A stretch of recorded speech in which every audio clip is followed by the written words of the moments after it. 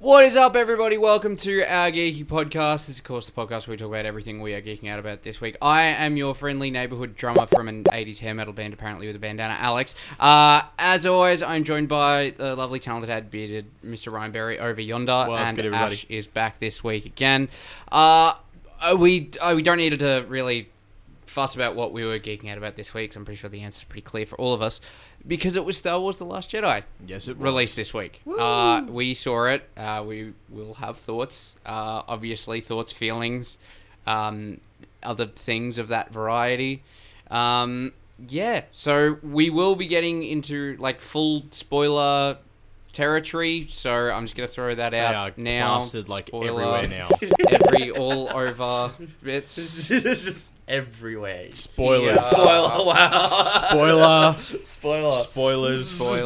Spoilers. I don't think I need any like right about here or like over there. Over But there. spoilers. Mainly Definitely in this square. here. Yeah.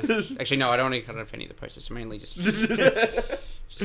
But yeah, spoilers. Be very well aware. So there are spoilers to we come. will be getting into full spoiler territory. So if you haven't seen the film, I don't know what you're doing with yourself. Go see it and then come back here and finish the video. I mean, if you haven't seen it, I don't know why you would have clicked on here, but anyway, because we're obviously getting into spoilers. But Let's kick it off. Yeah, I suppose really quick recap. I've seen a lot of. It seems like the feedback on this film's been fairly divisive. A little bit mixed. From a lot of Star Wars fans. So I suppose really quick, brief thoughts, feelings. You guys, how did you think it was? Yeah. Not impressed. Really? I was holding off. I didn't think we had But one of these on the there- podcast. Do you want to be fired? Yeah, look, and I'll quickly, I'll try and make this as quick as I can. I need to see it again before I make my final thing, but my first viewing, I wasn't overly impressed. It didn't leave me feeling the same way as Force Awakens did. Okay. So that's from me. I really like the film. I wouldn't say it had its flaws, but I'm definitely a person that says it's an 8 out of 10 movie. Okay. Yeah, I thought it was in the conversation for the best Star Wars film to date. Yep. I would still say the benchmark is probably still Empire.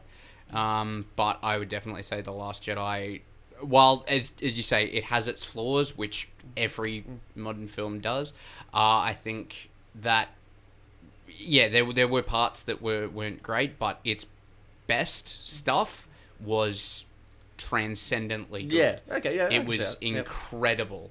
The highs were just amazing. Okay, can I touch on that for a second? So what was one of those for you? The entire relationship between Rey and Kylo. Every scene they had together was magic. It was dynamite. Their Force Skype calls, or Snoke calls, I guess you could call them. Snoke, yeah. That whole relationship. Kylo, in general, was the MVP of this film for mine. He's one of the best movie villains we've had in a long time. Yep.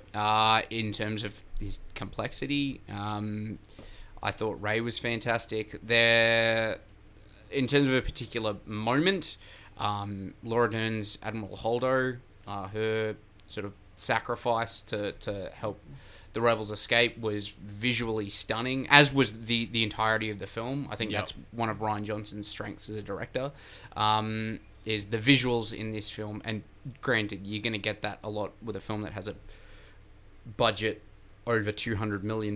You'd hope it looks good. But the film looked incredible. Justice League's are probably good. Can't argue with that, because that had a giant budget as well. That looked like a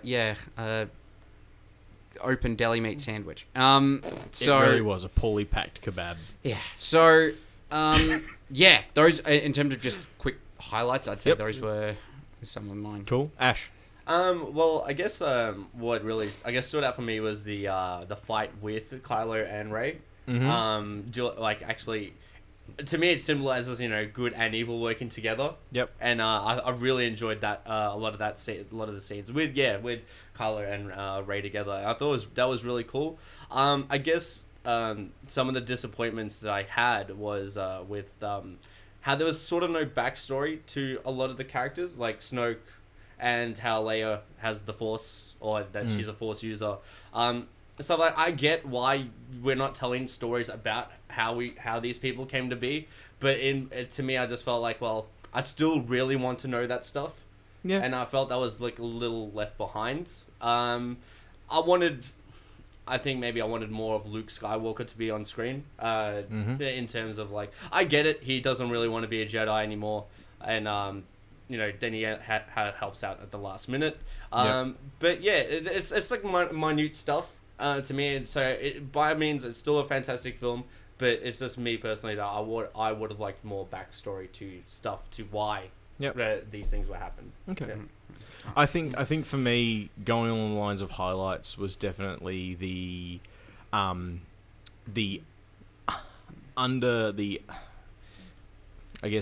underlying feeling you get from Luke the whole way through the movie. Like, he's teetering on this seesaw of light and dark and light, and trying to balance the whole thing together.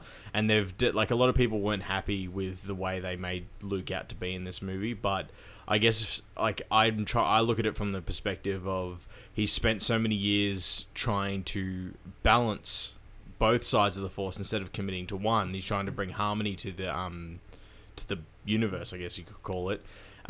He's really, you can see the struggle within him. You can see how drained he is from doing it, and that's sort of backed up by the relationship, between Kylo and Rey. The light and the dark constantly feuding and trying to, like, there's moments of balance and then there's imbalance, and there seems to be moments of light in the dark and dark in the light. So that whole thing throughout that followed through the entire movie for me, which I thought was really good.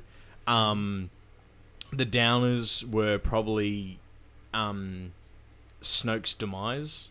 I felt like he deserved more than that. I would have liked to seen a bit more from him, because you got like a teaser of how strong he was, and then I don't think he should have died like that. If he is so in tune with everything and the abilities that he have, there's no way that should have. I don't feel like that should have happened that way. To Snoke. Completely disagree, because that scene, that whole thing wasn't about Snoke. It was about showing Kylo, showing off how strong he is.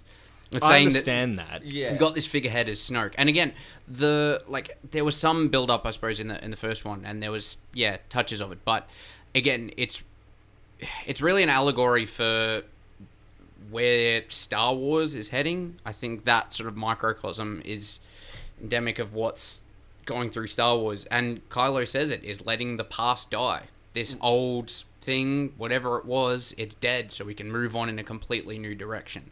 So I think I couldn't really care less about Snoke, and I think that was the point of it all. I sort of sit on the fence with both of you guys. Like, I understand that Snoke isn't really that important, and and in his own greed that he's too focused on Rey that he didn't notice Kylo he's gonna kill him off. But at the same time, I felt like maybe there's been a bit of build up that I thought, well, maybe he should not have died like that. He's supposed to be the master of the dark arts or the Sith side of the Force. Speculate the original Jedi. So to me, it's like, well, he's mastered that and he's taken on an apprentice. At some aspects, you should know what's coming. Like, you should predict what was going to happen. But again, that comes down to, and again, it's with the dark side of the Force is betraying. Yeah, exactly. So there's a lot of factors that I do consider, but it's just like, I guess they do it. But I mean, this also goes into fanaticism. As fans, we build it up in our own head that this guy's supposed to be all powerful, but he might not. And that's what I mean. There was what really he was in the position of Supreme Leader in the Force Awakens. The most we got out of him in the Force Awakens was a hologram. And then in this one we got brief glimpses, but other than being in a position of power, which granted there are plenty of people in a position of power who aren't really that strong on their own, there was nothing to say that he was this all-powerful other than his own words, him hyping himself up. Yeah. And so so that's why I say I sort of sit on the spectrum of, like, I see why, like, people want, like, they wanted more. That was an injustice of killing him off. But I just, like, to me, I also sit probably more on the side of, he's not important, and every Sith kills their own master, and that's the way it's supposed to be. I mean, come on, Sidious killed his master in his sleep. Like, that's a shitty way to go.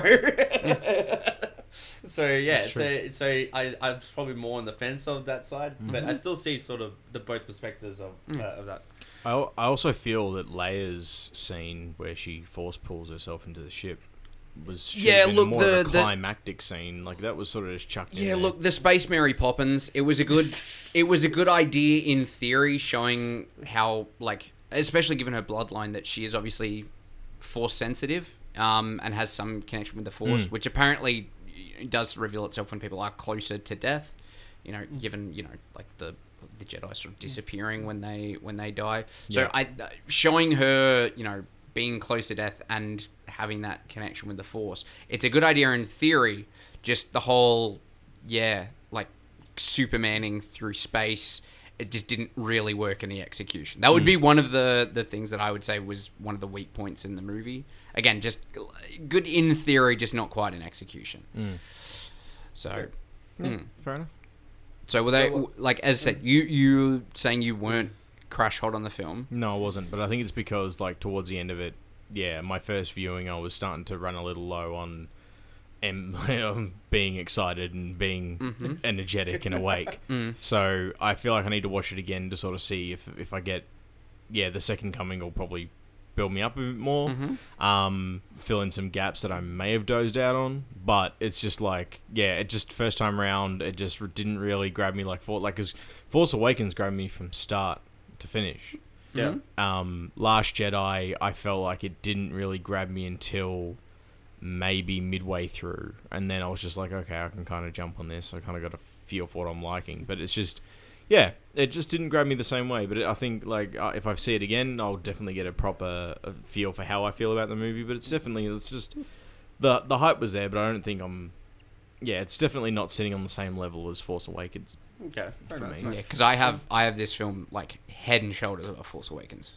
Okay. See, because I was going to ask you, because you watched it a second time. I did. I saw it a second time today. Yeah. So how did you, like?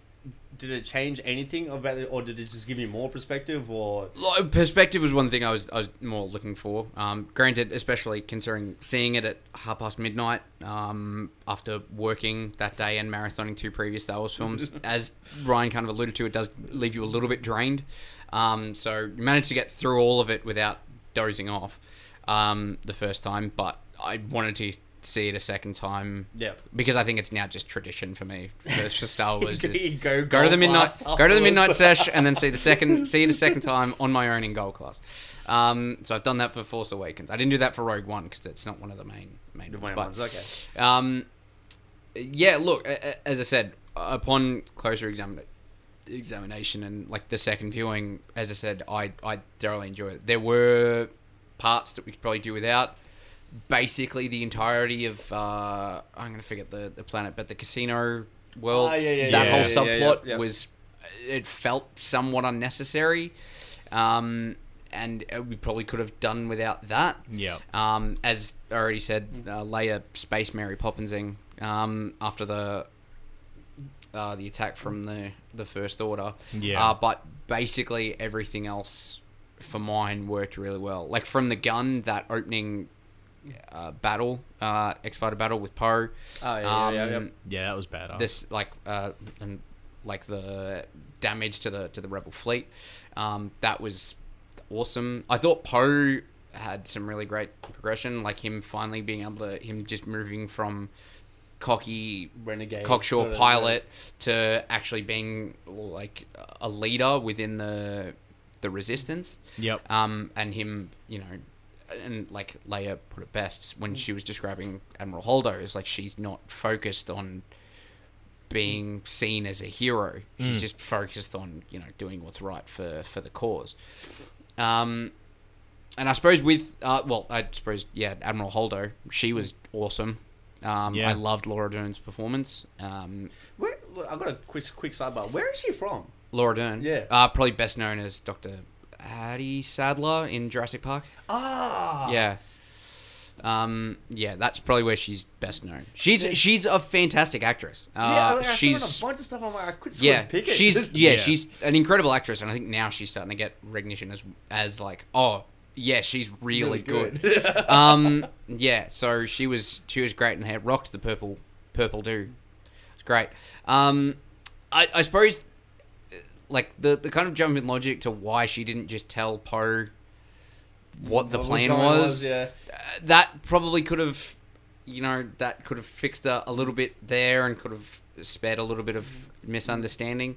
But again, as I touched on, her taking the ship, light speeding it into Snoke's. That was pretty cool.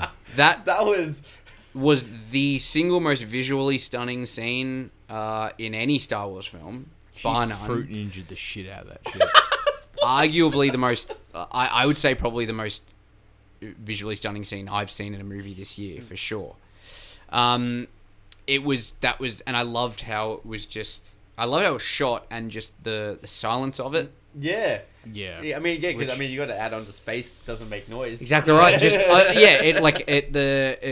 that worked so well, that scene, like, as I said, I don't know how many times I can describe it as stunning, but it looked incredible. Yeah, no, I was visually impressed by that scene. Especially, I mean, you've got to go watch this sort of stuff in the cinemas as well, because that's when it really does it justice. Because if I said, let's go back to my place and play on my projector, I'd be really disappointed if I saw that. The immersion does play a part in the first viewing. Yeah, for sure. So that was we were all impressed by that scene in particular. Yeah. Another thing I wanted to touch on, Snoke's guards. Yep. Am I right to say those were the Knights of Ren? No, they were just normal guards. They were just the Praetorian guards. They were just Snoke's, like, they're basically the equivalent of Palpatine's guards. Okay. They wore red as well. Yeah. No, it's just the Knights of... Yeah, they weren't the Knights of Ren. They were just cool. the Praetorian guards. Because, I thought... for a minute there, I thought that was sort of leading to the fact that they were the Knights of Ren. And I thought, it's a bit weird. They just got all killed off so kind of easily. But okay. Their weapons were cool, but... Yeah, their weapons were pretty cool. That fight scene was fantastic. Yeah. The choreography in that was great. Seeing Kylo and Rey fight alongside each other...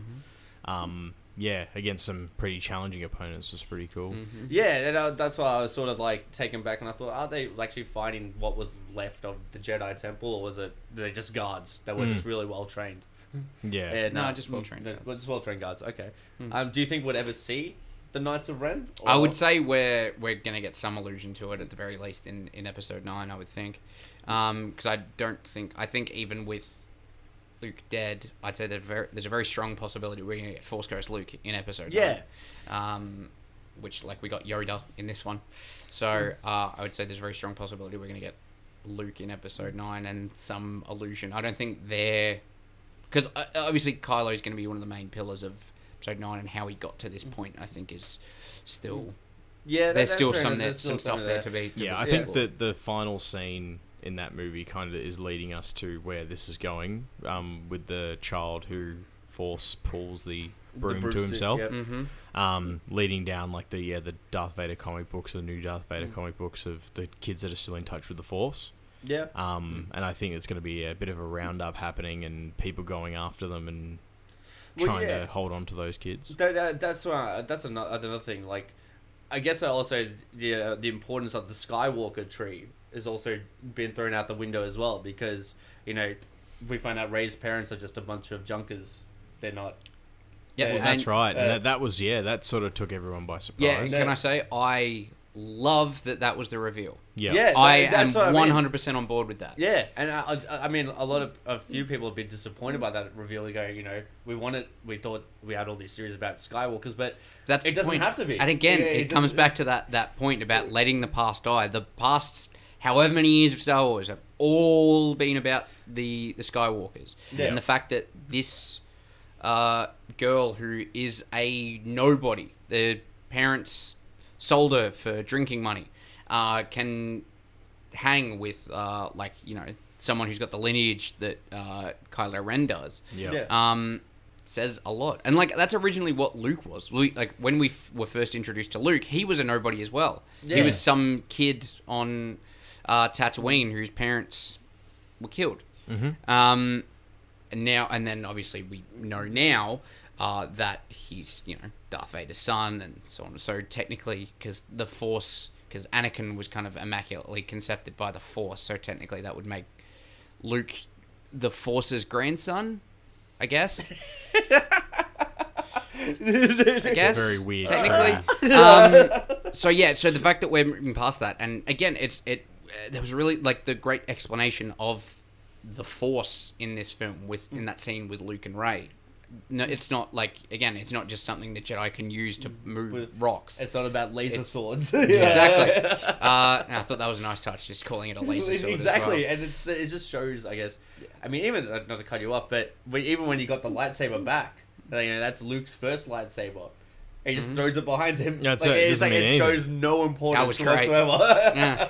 But like, I've kind of lost my train of thought. Yeah, but the showing that like everyone is in some way in tune with the Force. Anyone can be, a Force wielder, a Force user. They just, they need to train. Some people are obviously more in tune with it than others. But again, showing that you don't have to be from this one specific family to have an impact in that. Exactly. I guess we also sometimes forget that even in Rogue One we saw Sheridan Way. Am I saying that right? Sheridan Way. Yeah. He right at the end, until he just believed thoroughly into the Force that he. Yeah, and he wasn't even necessarily like Force sensitive as we know it. He was just a believer in the religious aspect of the Jedi. So we see that in other aspects. So I guess behind the fanaticism, we also forget that there's more to this universe than what we actually believe as pulp culture, or what we're fed between Nerd News and comicbook.com and all that stuff. Like they make articles like, is Rey the daughter of Skywalker? Like, you get believed into those theories, but somewhere down the track, you don't have that's not necessarily true. Well, I mean, in relation to Rey's parents, there is also the thought out there that maybe Kylo Ren was lying. I hope it's not. I hope it's not. Whoops! She's actually Luke's love child from a night on Jakku or something. Casino world. I really hope not. I wouldn't be that surprised if it did turn out to be true. That Rey was, somehow, whether or not it's Luke, but maybe like Obi-Wan Kenobi or something like that. I was gonna say there's a chance that this could be like that's testing it. They're just sort of putting it out there. It's like, okay, we'll see how accepted this is as an answer. As I said, I hope it's not, because I really love the idea that Rey is just a nobody. A nobody that one of those kids. Yeah, but I mean, you can also argue that she's the embodiment because she believed so much that she's gonna get her happiness one day. Like she's gonna. Well, I think it really, like that scene in the cave under the island. She was looking for her parents for purpose, and that scene where show me my parents, and then it's just her reflection, because she was looking for her parents for purpose. But that, at least to me, what that scene represented was that she didn't need them for purpose. It was just about her. Yeah. She is and I think it's more about agency over destiny. This scene said, like, Kylo was supposed to be just Snoke's subservient. He wasn't supposed to slice him in half and then become the supreme leader himself. Rey was just a nobody, and now she's helping fight one of the most powerful beings in the galaxy. So and holding her own. Exactly right. So I think that message of agency over destiny was really strong throughout as well. Yeah. So I mean, how about yourself? Any sort of closing thoughts or? Well, as I said, I need a second viewing, and there was definitely highlights in this movie, and it was still something that I enjoyed. But there's definitely things that were left that I feel like I wanted to see more of, and I wanted to see, like, we haven't touched on Luke's finale, if you will, his big entrance into battle and then exit from the battle where he's not actually in the battle. It's like battleception. It's just he dreamt he was there and he really believed it and he was there. Like, it's just that. I mean, that scene itself, like the whole brushing off the lasers and stuff like that, and I thought that was really cool. I would like to have seen more of, like, I think everyone kind of wanted to see a little bit more of just how powerful Luke was, because we still hadn't seen the whole lot out of him. I would have liked to have seen a bit more of that. I would like to have seen just how many, like, the skills he's developed and the things that have only been, like, maybe touched on or that's not the word I'm after. Anyway, although, like, the things that people have thought might be able to be done by a Jedi, I would like to see a little bit more of that. Like, I would have liked to see a little bit more of his skills on show, if you will. Yeah. But yeah, like that in itself was a bit of a weird send off for me as well. I didn't expect him to go like that. Well, I mean, he does also say "see you around, kid." Yeah, to Kylo, and so you can only hope that means that he's coming back. Like I said, Yeah. I would wager fairly strong money that he's going to be back as a Force Ghost in episode. I'd say he's come back as a white wizard, like in Lord of the But Rings. yeah, in that sense, like in terms of him showing more skills, like he's been a hermit. Like he hasn't been like it's not like he went away to refine and become an even stronger Jedi. He went away because he wanted the Jedi to die. Yeah. So like he was using the last of himself to do that so that the rest of the Resistance could escape. And there's also a very, like, you notice it the second time, and saying it, you'll probably pick up if you do see it a second time. In that showdown between Kylo and Luke, at the start, Kylo digs his foot into the ground, and then slightly later, when Luke's moving around, he does the same thing, but the salt doesn't move. That's Because he's not there. Okay. It's one thing that when you hear it, it seems so obvious the next time. But when you're just in tune in the battle, it doesn't. It didn't make sense. Okay, yeah, now Exactly you right. mentioned But it, yeah, like once you see it, it's just like, oh yeah, now it Like- seems. It's like, the reveal at the end of The Sixth Sense. It's now it seems so obvious that Luke wasn't actually there. But yeah, you Scene get did. taken Yeah. so engrossed in that scene, you're just like, oh, Exactly. what the freaking Yeah. hell? and again, a lot of that comes down to. I thought this was one of Mark Hamill's strongest performances. I think especially as Luke. Yeah. In terms of his acting ability, I think he's gotten better with age. I think he was fantastic in this. And as I said, Adam Driver as Kylo Ren was my MVP. His performance in this, which I don't know if you're like allowed to get nominated for an Oscar for a Star Wars film, but I would say he'd certainly be in the combo for Best Supporting Actor. Yeah. I thought he was incredible, showing the conflict within Kylo. Yeah. And that's the other thing is I like the fact that we ditched the mask, so because Adam Driver has got That's such an right. expressive face. Face, yeah. Expressing nose. That I Huge like that we nose. got to see more of that. Yeah. In the film. So yeah, I think overall I thought it was fair. As I said, there was certainly, was it a perfect film? No. Were there bits that we could probably do without and weren't great? Yeah, because it wasn't a perfect film. But I think when it hit its peaks were incredibly good. Yeah. And I think they definitely outweighed the bad in this film, which again was basically resigned to. Oh yeah, and Benicio del Toro, I didn't really care for his character. That was the one thing that I didn't, and the like Hannibal Lecter-ish stutter. Yeah. I didn't really care for that. But yeah, as I said, That's if how- that was if that casino bit was the low point of the movie, I'll take it because Yeah. there was still some Yeah. good stuff in there. So So yeah, Cool. that's our thoughts. Go see it. yeah, if you haven't already, which as I said at the start, you should have if you're watching this. So if you haven't yet, then you didn't listen. So bad audience. Bad audience. But yeah, if you have seen it, go see it again. I did, and it was worth it. let us for know sure. what you think in the comments below. Exactly right. If you're not following the socials, at Our Geeky Podcast on the Instagram and the Facebook and the Twitter and all of that, obviously hit the subscribe button down there if you're on mobile. Hit the bell next to it so you'll get notified when we do chuck one of these videos up. If you want to follow us on the social medias, Ash will just be on all the normal ones because he's the social guy. Ryan will be at Ryan Berry Photography. I'll be at Alex Haggis Pinch everywhere that it matters on the internet. So yeah, thanks very much for watching and or listening, people. Peace out. Later. Peace.